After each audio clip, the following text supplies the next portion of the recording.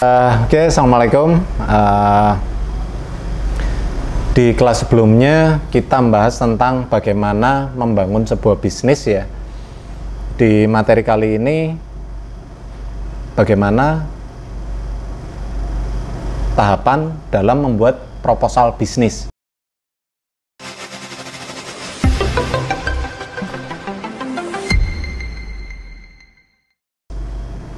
Tadi saya jelaskan apa itu proposal bisnis. Jadi perencanaan bisnis yang menjelaskan secara detail ya, secara detail terkait banyak hal.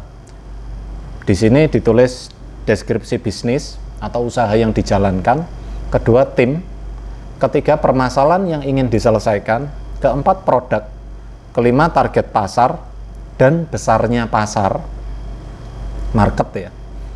Keenam bisnis model, ketujuh marketing plan, kedelapan revenue stream, kesembilan kompetitor, kesepuluh financial report and financial projection, 11 kebutuhan dana dan modal, 12 exit strategi, 13 sistem kerjasama, dan 14 informasi perusahaan, detail tentang perusahaan kita. Jadi banyak yang tanya bagaimana sih cara membuat bisnis proposal. Waktu saya kasih kisi-kisi ternyata mereka nggak paham ya, banyak yang nggak paham bagaimana cara mengisinya. Sama, saya dulu juga sama. Dulu saya sering bikin bisnis, kemudian banyak modalnya habis. Dapat investor saya kecewain karena bangkrut, itu dulu sering sekali. Alasannya apa? Karena saya nggak tahu tahapannya seperti apa. Tapi setelah tahu, walah, ternyata bisnis ini nggak seribet yang dibayangkan kalau udah tahu kuncinya. Ternyata sekarang modal 100.000 jalan. Bahkan di 5 brand saya terakhir, ini semuanya modal di bawah 1 juta, jalan setahun 2 tahun udah jadi miliatan semuanya. Alhamdulillahnya di situ. Jadi sekarang ini ada challenge sendiri. Bukan bisnis modalnya gede, saya sekarang seneng modal yang kecil, gimana caranya jadi gede. Pertumbuhannya lebih asik daripada modal yang gede, pertumbuhan cuma 50%, 100%, tapi modal kecil ini pertumbuhannya bisa sampai 2000%, 3000%, nah kayak gitu. Dan itu udah saya jalankan. Jadi tahapan dalam membuat bisnis proposal ada 14 item. Yang pertama, business description. Bicara business description, ini penjelasan mengenai bisnis apa yang dilakukan, apa visinya, apa misinya, apa pembeda dengan produk lainnya, dan kita harus bisa menjelaskan. Jadi business description itu bagaimana kita menjelaskan. Dulu saya pernah ikut seminar ya, dikasih challenge sederhana, tolong jelaskan bisnisnya dalam 8 kata, orang harus tertarik. Salah satu misal, saya ada brand, ada semacam minuman ya, minuman take away, yang saya jual your healthy lifestyle beverage, cuma 4 kata. Mas, produknya apa? Your healthy lifestyle beverage, 4 kata. Itu aja. Jadi dengan 4 kata itu saya bisa jelasin ke konsumen terkait waktu kamu beli produk saya, kamu akan mendapatkan benefit apa? Yang pertama sehat, yang kedua terjangkau, itu aja. Sehat maksudnya, sehat di sini low kalori, gluten free, low GI, kemudian low karbo, high fiber, banyak sekali. Nggak harus bayar yang mahal, bayar 30-50 ribu. Ternyata sehat itu nggak harus mahal. Nah, itu yang saya sampaikan. Jadi apa mas produknya? Your healthy lifestyle beverage.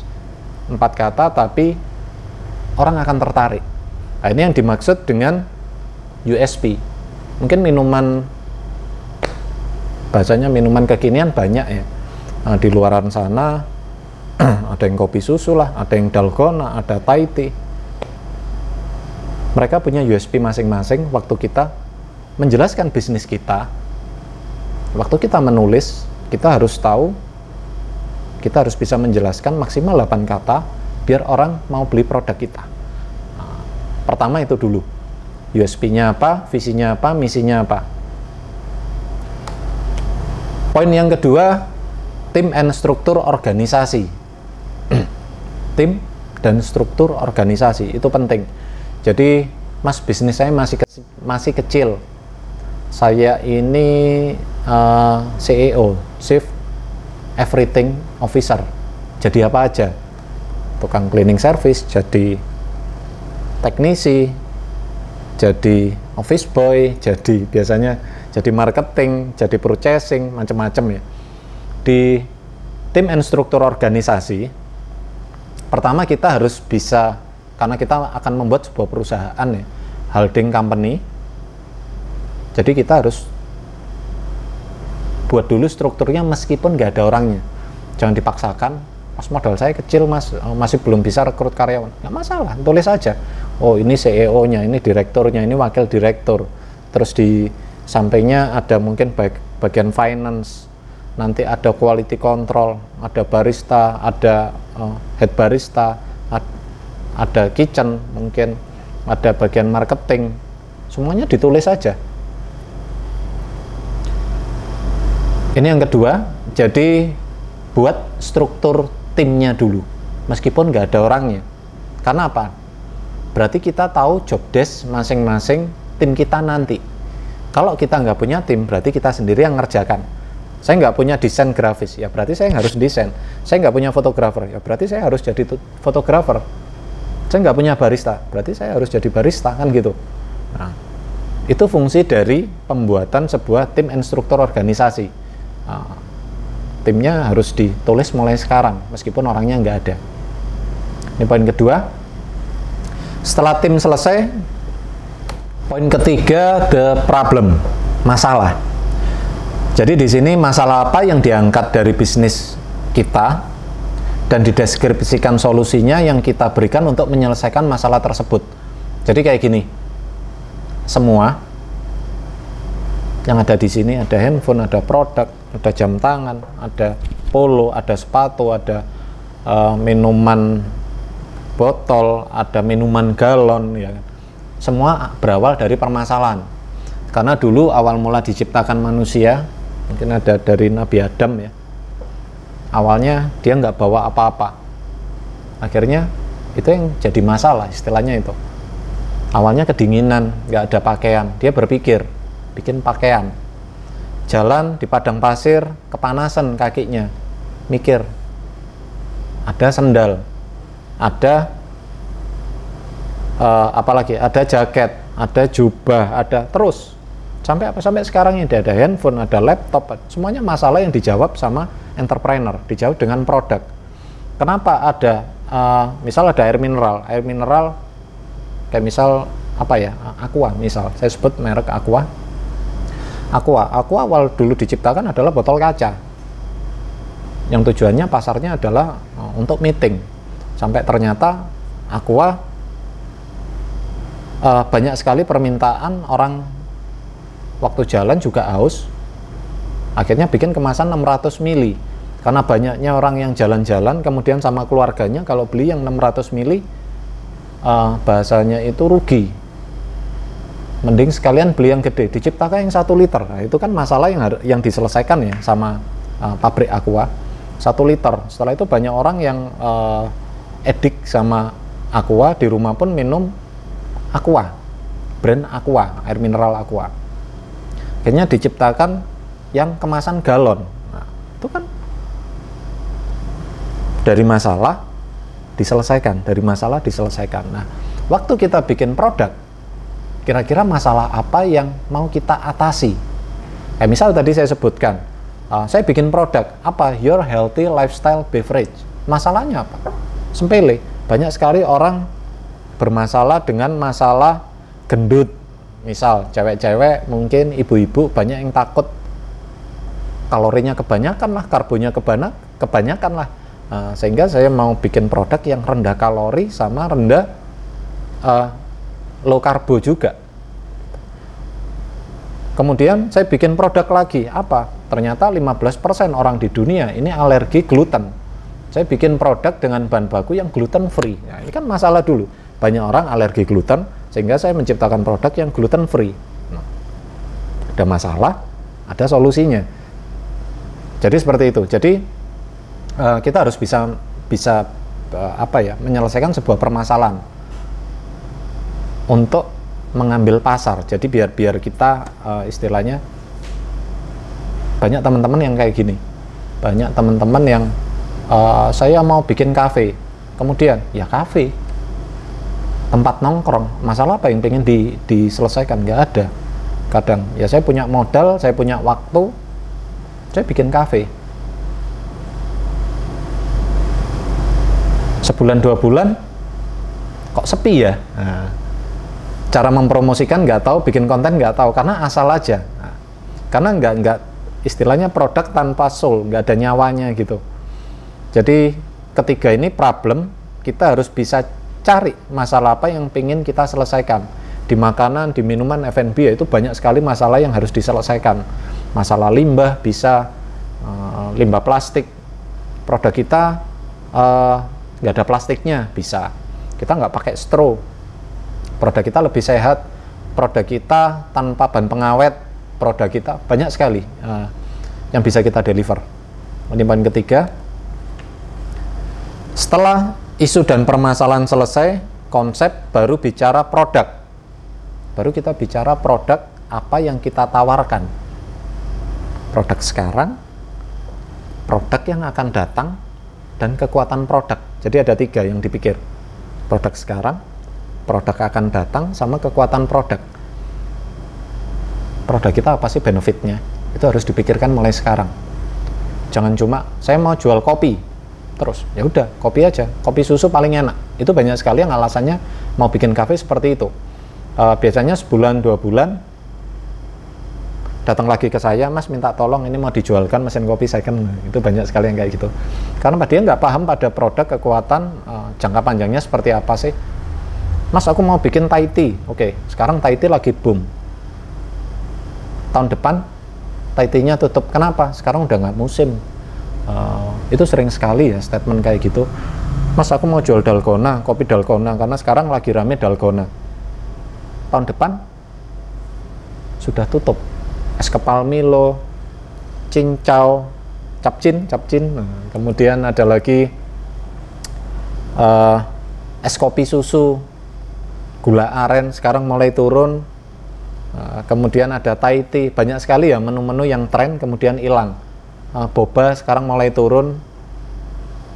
Sekarang lagi rame mocktail. Ini saya bikin video di akhir Desember 2022. Jadi produk kita harus mikir produk hari ini, next produk, sama kekuatan produk kita. Gitu. Ini poin keempat. Setelah produk selesai, kelima adalah target market and market size. Jelaskan seberapa besar market kamu dan jelaskan siapa yang jadi target market. Banyak orang yang jalan di kuliner, waktu saya tanya, Mas mau bikin kafe? Iya. Pasarnya apa? Mahasiswa. Pasarnya apa? Anak sekolah.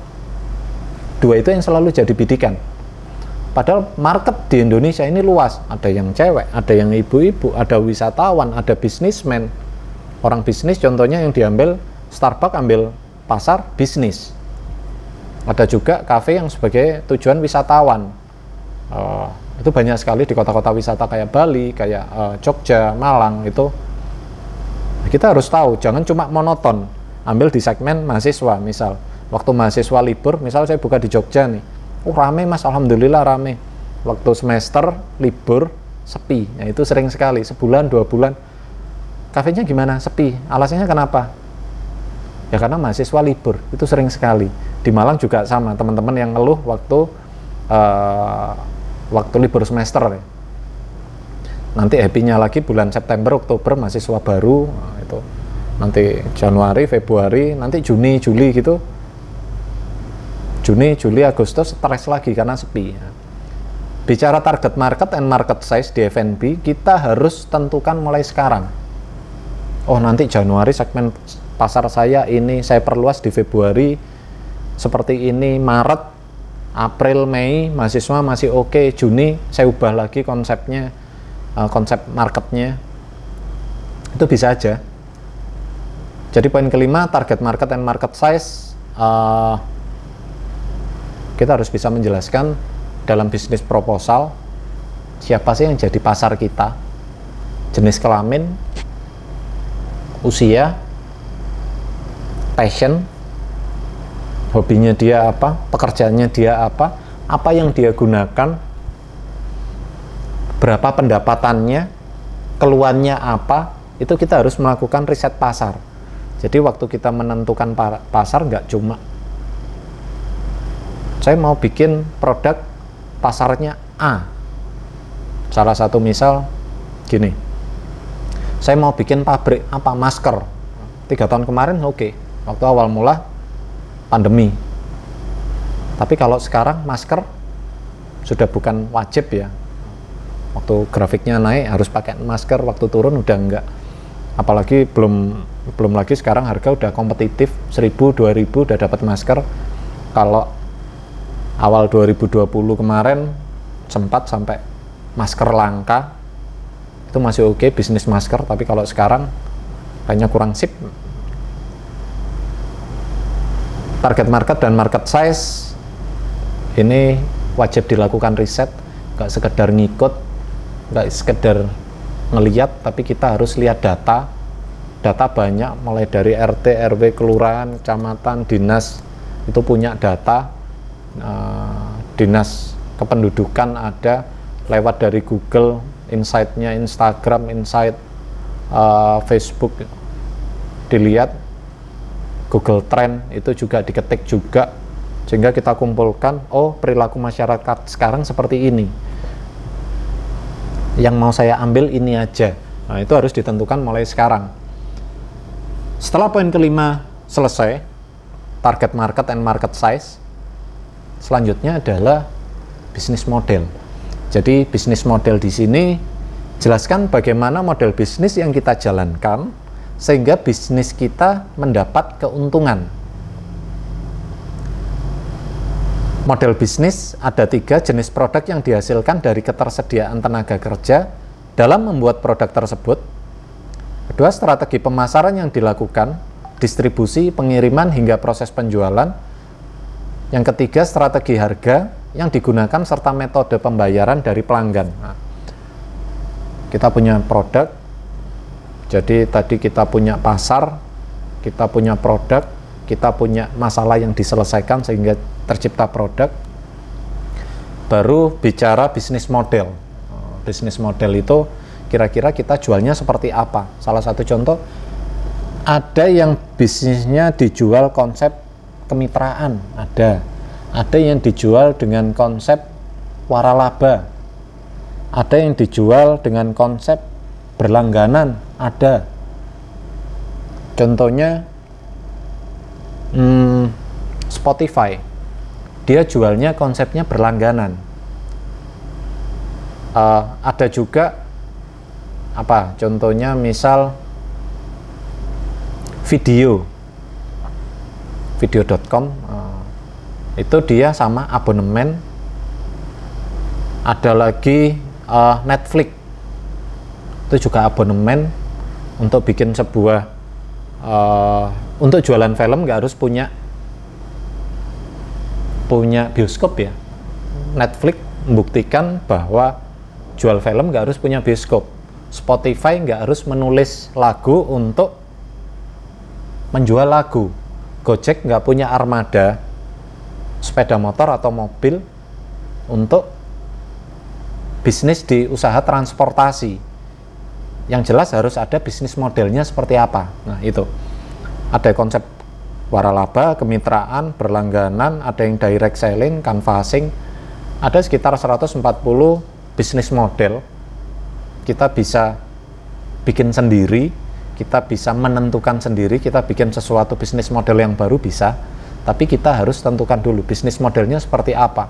Atau mungkin dibuat dari pabrik, misal saya bikin pabrik sepatu ya, ada pabrik, ada distributor, ada subdistributor, subdis, kemudian turun lagi mungkin ada agen, ada reseller, ke end user, ke konsumen. Nanti diskonnya 5%, di sini 5%, 5%, 5%. Atau ada juga yang konsepnya nggak seperti itu, ada yang konsepnya direct selling. Dari pabrik langsung ke distributor, ke reseller, konsumen. Kalau di sini tadi 6, di sini cuma 4. Nah, jadi untungnya lebih gede. Kalau di sini 5, 5, 5, 5. Kalau di sini beda lagi 10, 10, 10, 10. Bisa aja. Nah, jadi keuntungan lebih gede. Itu cuma bisnis model. Setelah bisnis model kita tentukan, oke, saya nanti jalannya direct selling. Oke, jalannya nanti saya waralaba atau kemitraan. Selanjutnya yang kita tulis adalah marketing plan. Bisnis modelnya udah, selanjutnya adalah marketing plan. Kita jualnya apa? Strategi pemasarannya apa? Offline atau online? Nah, itu harus jelas dulu. Atau dua-duanya? Offline ya, online ya, nggak masalah. Terus selanjutnya ke konsep pemasarannya seperti apa?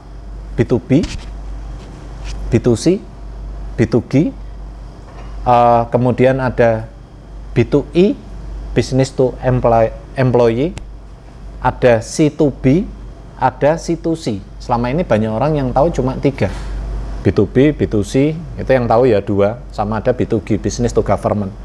Business to business adalah dari bisnis ke bisnis. Misal saya punya cafe kerjasama dengan resto lain, bisa nggak? Bisa.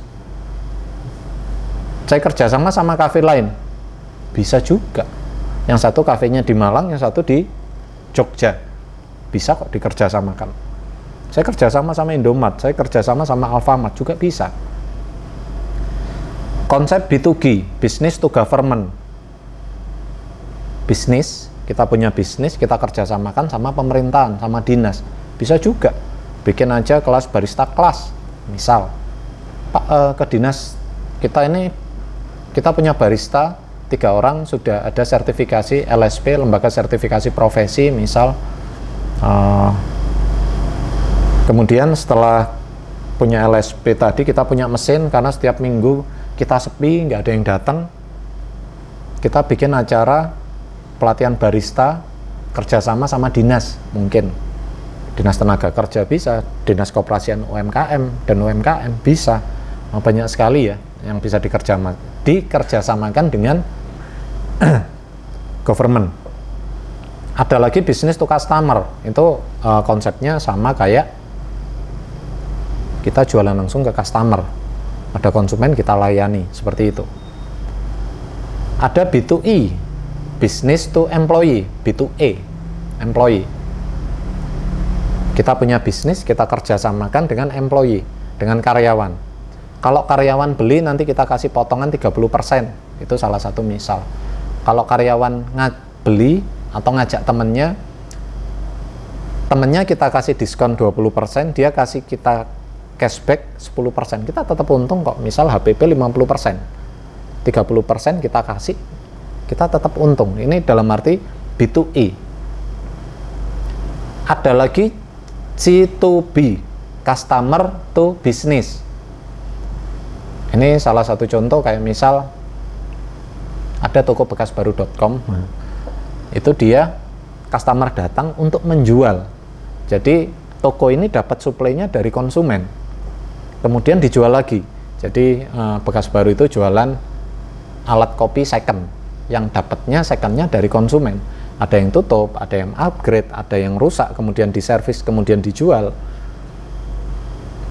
Konsumen datang ke toko, dari toko dibetulin, direfabris ya istilahnya, diservis semuanya, kemudian dijual lagi. Ini C2B. Ada lagi yang C2C, customer to customer, contohnya marketplace. Si pemilik bisnis cuma nyediain tempat, contohnya Bukalapak, Tokopedia, Shopee, dan lain sebagainya ya, nyediakan tempat ketemuan antara customer yang menjual dan customer yang mencari, yang membeli. Seperti itu udah cukup sebenarnya, udah jadi sebuah bisnis. Contohnya apa? Marketplace. G2C. Jadi kenapa kita masih mikirnya cuma business to customer, B2C atau B2B, cuma itu aja. Padahal banyak sekali. Jadi marketing plan dipersiapkan dulu di awal, dipersiapkan secara detail di awal, kita tulis. Setelah marketing selesai, baru kita bicara terkait revenue stream. Revenue stream itu bagaimana cara kita atau perusahaan kita mendapatkan omset dan profit. Produk ada, perencanaannya ada, cara jualnya seperti apa. Ini harus diproduksi di sini atau maklon, atau kita beli barang jadi dengan brandnya mereka, kita hanya menjualkan. Nah, revenue stream harus dijelaskan secara detail. Ini poin 8. Revenue stream selesai, baru ke kompetitor. Nah, bicara kompetitor, banyak orang yang sibuk atau banyak pengusaha yang terlalu sibuk mikirin kompetitor. Wah, di sana trennya seperti ini, di sana trennya kayak gini. Sekarang di sana jual cappuccino, di sana udah jual gelato, di sana udah jual ice cream. Terlalu sibuk ngurusin kompetitor sehingga dia lupa. Dia lupa fokus ke bisnisnya sendiri. Saran saya, sebelum kita jalan bisnis, kita harus melihat kompetitor, kita mempelajari kompetitor, tapi jangan lama-lama. Ya, paling nggak perencanaan 3 hari sampai 1 minggu lah, kita fokus ke kompetitor. Kita bikin checklist, kayak misal mau bikin cafe, saya mau bikin di Jogja nih. Kebetulan ini lagi nge-shoot di Jogja. Misal outlet saya di sini di Jalan Pugeran nih. Saya lakukan survei radius 5 kilo. Kompetitornya apa aja? Saya ketik, saya tulis. Oh, ada 50 cafe, 20 coffee shop, 30 resto, 10 angkringan. Kemudian apa? Kemudian saya datang. Mana yang nanti menjadi kompetitor saya? Karena dari semuanya itu nggak semuanya jadi kompetitor. Ada misal yang jalannya konsepnya resto, padahal saya mau bikin coffee shop. Ada yang jualnya konsepnya cafe, tempatnya ajep-ajep, tanda kutip. Dari sini ada 2 kilo, sini 1 kilo ya. Itu di daerah Prawiro Taman jual bir lain sebagainya, itu bukan kompetitor saya, istilahnya seperti itu. Diposisikan kita di mana produknya. Misal ada 1, 2, 3, 4. Di sini premium, konsepnya coffee shop.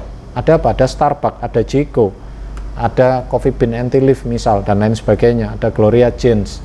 Ini di posisi kiri atas. Ada kiri bawah. Konsepnya sama, apa? Coffee shop, tapi di segmen low. Salah satu contoh, beli kopi, pesan kopi dan lain sebagainya, harga 10 ribuan, 11 ribu. Kalau yang sini tadi kan ini mahal, 40, 50, yang di sini 10 ribuan. Kemudian ada konsep minuman take away di sini, di kanan atas. Contohnya ada cheese tea, lagi rame, es teh, dan lain sebagainya. Posisi saya masuk ke Starbucks enggak, masuk ke beli kopi enggak, masuk ke cheese tea tadi, si boba dan kawan-kawan enggak juga. Tadi saya jelaskan, saya masuk ke healthy lifestyle beverage. Terus beda antara 1, 2, 3, saya beda. Jadi di kuadran yang berbeda. Nah, jadi meskipun banyak sekali bertumbuh kompetitor, selama produk kita berbeda, punya kekuatan produk, nggak perlu khawatir, nggak perlu terlalu, wah, saya healthy lifestyle beverage, ngelihat ada orang yang jual es teh, saya ikut-ikutan jual es teh. Ada yang jual frappe, saya ikut frappe. Jualan ice blend, saya ikut jualan. Ada yang jual pecel, saya jualan pecel. Akhirnya random. Nah, di kompetitor sini penting sekali kita analisa pasar, kita posisinya di mana, kompetitor kita siapa. Kayak misal gini, tadi saya sebutkan healthy lifestyle beverage, saya lakukan riset, ternyata ada beberapa kompetitor, misal Summer Mini Bar, itu jual juga konsep sehat, minuman sehat. Tapi saya cek dia, oke, dia lebih ke buah-buahan. Oke, kalau gitu saya nggak main di buah, saya main di mungkin susu, sama di kopi, sama di teh atau coklat, kan beda kayak gitu. Kalau dia jualnya 40.000, 50.000 ya terserah, saya jualnya 15 sampai 20. Jadi healthy, tetap dia kompetitor, tapi saya ambil di segmen low. Nah, kayak gitu. Ini bicara terkait kompetitor.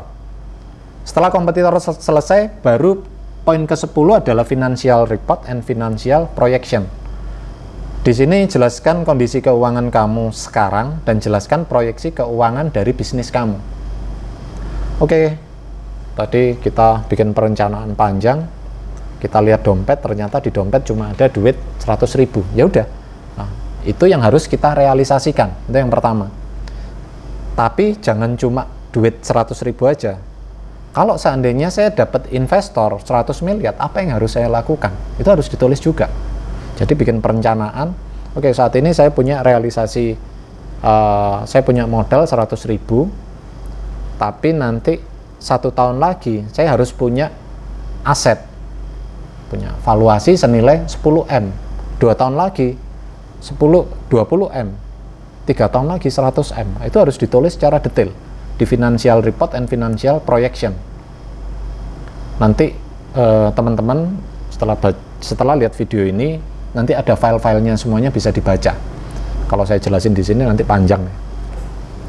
Jadi jelaskan kondisi keuangan dan proyeksi keuangan. Kalau ngomong proyeksi ya asal tulis saja, tapi tetap realistis. Setelah poin 10 selesai, baru ke 11 kebutuhan dana. Nah, ini wajib ditulis. Jelaskan kebutuhan dana yang dibutuhkan untuk mengembangkan bisnis kita.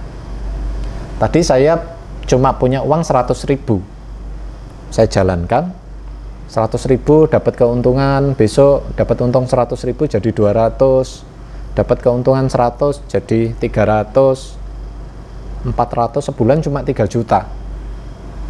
Di sini ditulis kebutuhan dana. Seandainya saya dapat injek 100 juta, maka keuntungannya segini. Yang saya butuhkan sekarang segini, 3 bulan lagi saya butuh 100 juta, 6 bulan lagi saya butuh 500 juta, itu ditulis kebutuhan dananya. Sampai kalau bisa proyeksi 5 tahun, 10 tahun ke depan, kebutuhan dananya ditulis sekarang. Poin 11, setelah kebutuhan dana selesai, baru kita bicara hal negatif. Apa itu? Exit strategi. Saya sering dapat komplainan dari beberapa mentor saya, harusnya exit strategi kalau di pitch deck nggak boleh dimasukin. Nah, berarti itu pesimis loh. Itu kan pitch deck, kalau ini kan bisnis plan saya, kayak gitu. Itu wajib ditulis. Karena apa? Karena waktu kondisi kita rugi, kita sepi, kita bangkrut, kita minus, itu kadang di pikiran kita, psikologis kita itu udah nggak stabil. Itu kenapa exit strategi harus direncanakan di awal. Jadi exit strategi itu semacam bangunan biasanya ada emergency exit ya. Jadi waktu mentok, lift mati, ada kebakaran, kita lewat tangga, lari langsung turun ke bawah biar selamat. Nah, dalam bisnis juga harus ada konsep semacam itu. Saya bikin coffee shop, kemudian sepi, kemudian minus. Sebulan, 2 bulan, 3 bulan, pinjaman ke bank, diinjek sama investor, tetap minus. Exit strateginya seperti apa? Itu harus kita pikirkan mulai sekarang. Oke, kalau cafe saya sepi, maka akan saya jadikan co-working space. Bisa aja. Kalau cafe saya sepi, maka saya mau rental mesin kopi. Bisa aja. Saya sewakan. Itu exit strategi. Atau saya akan kerjasamakan dengan, saya sewakan ke catering misal. Jadi nanti ada kondangan, itu biasanya kan ada catering, ada konsumsinya, ada gubukan ya, menu gubukan selama ini paling isinya ada bakso, ada sate, ada kayak gitu-gitu ya, tradisional, ada es puter. Kepikiran nggak kalau seandainya ada gubukan konsepnya kopi latte atau cappuccino, kopi-kopi kan banyak cowoknya biasanya, itu juga bisa jadi exit strategi. Atau mungkin kalau kafe saya nggak sesuai target yang dibutuhkan, akan saya kontrakkan, akan saya kerjasamakan. Tempat ini dikontrakkan, tapi yang ngelola saya. Itu kan bahasanya beda. Itu juga bisa jadi exit strategi. Atau mungkin ini ruangannya tak buat, kalau nggak laku tak buat apa ya, misal bangunan kayak gini, entah buat semacam penginapan aja lah, guest house. Nah, bisa juga. Jadi exit strategi, jelaskan strategi apa yang diambil jika semua langkah sudah mentok. Bikin kafenya sepi, ya jangan tutup. Balik kanan itu, ya udah selesai berarti. Kayak misal, saya punya bisnis yang gimana dulu itu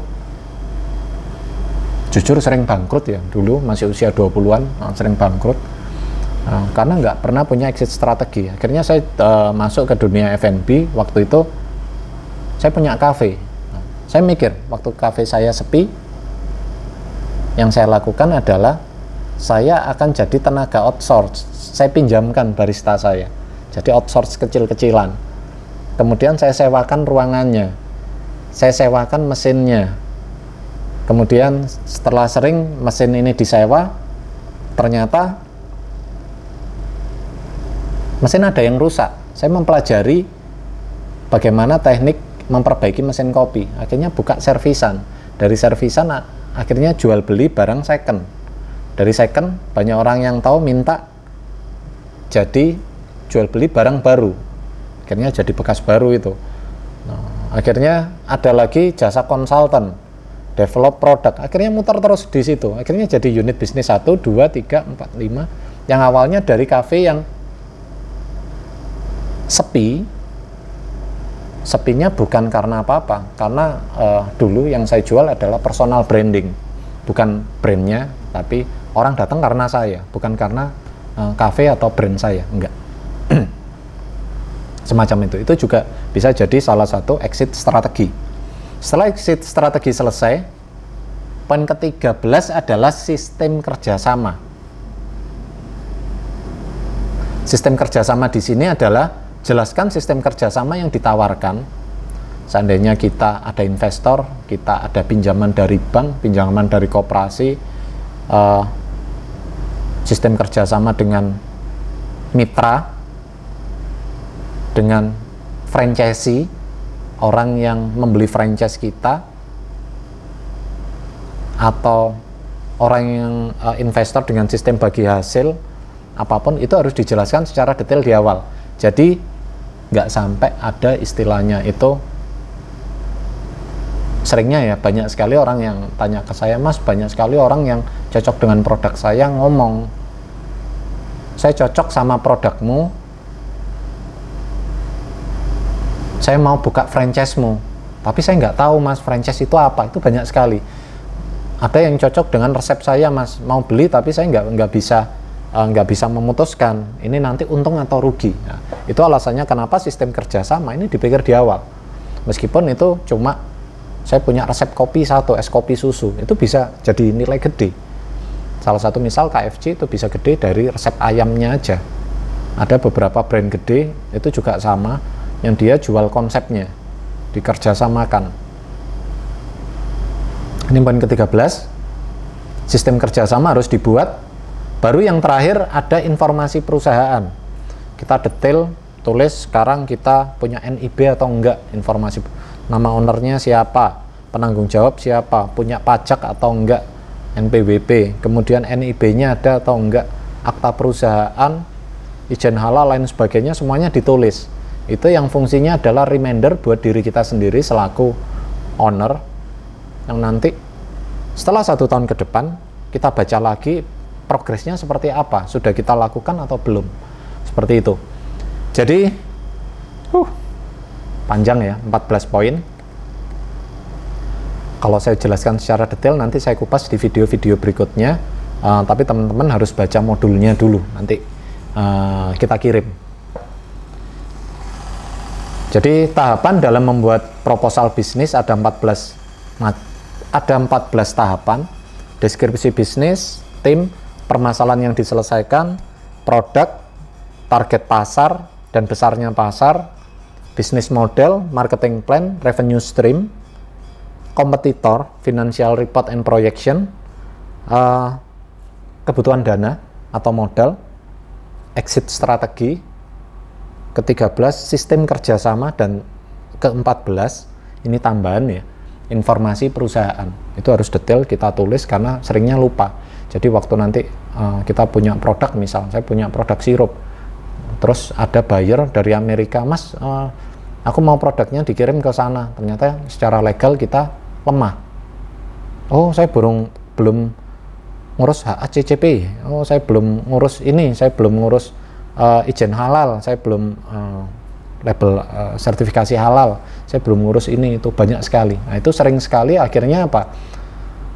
Potensi gede yang ada di depan mata kita akhirnya hilang hanya karena aspek legal atau informasi perusahaan yang nggak lengkap.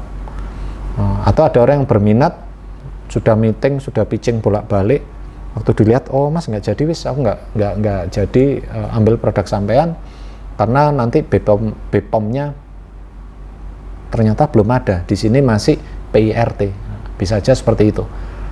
Jadi saran saya di awal nggak harus dikerjakan 14 item, tapi ditulis dulu, dibuatkan kerangkanya, nanti kita baca, dievaluasi setiap bulan progresnya seperti apa, dan kita masih on track atau kita udah berbeda.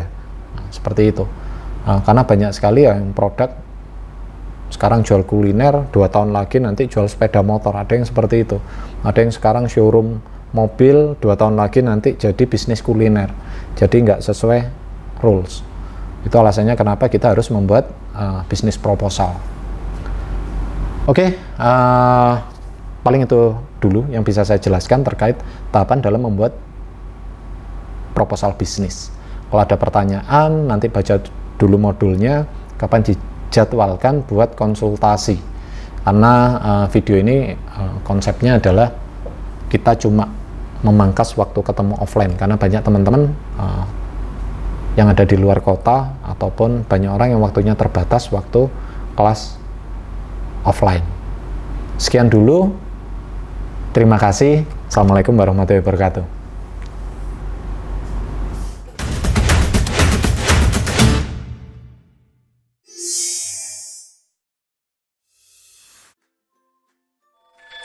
mlgcoffee.com